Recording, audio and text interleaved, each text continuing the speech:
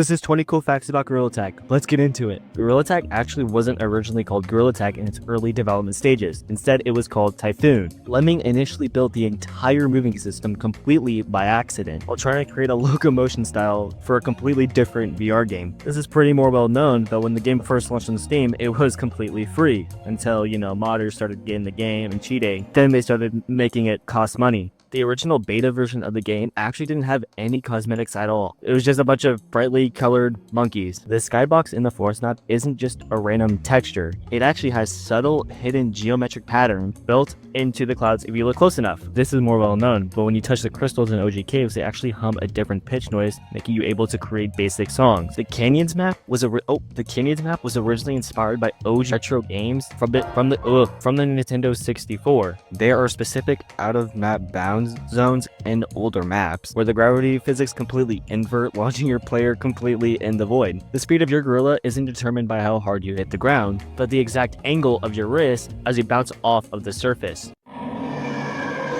Let's get out of here. The original bounce physics in Gorilla Tag were much slippier, meaning you're basically moving around like you were on like you were on ice. As you know, the Gorilla Tag player model doesn't have any legs, but the collision hitbox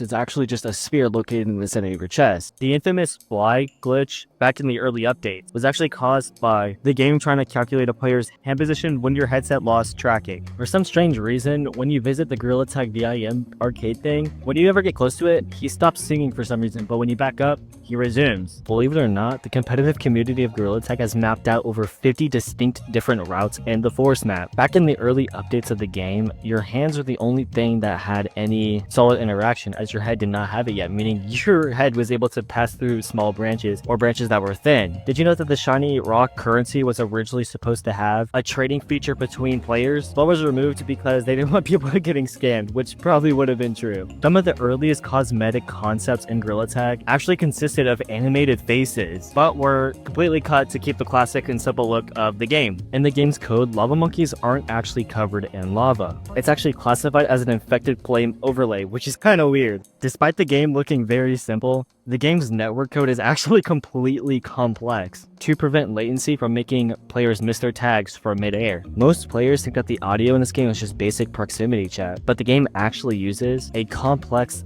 3D binaural audio system, and you know that if you can change from the human voices in the computer to monkey voices, which are actually real-life monkey voices, the cool part is the frequency and pitch of those monkey voices change whether you're in the air, wherever you turn, how fast you're running. Basically like a built-in sonar tracking system to help you track players through walls or wherever they are just by listening to their pitches.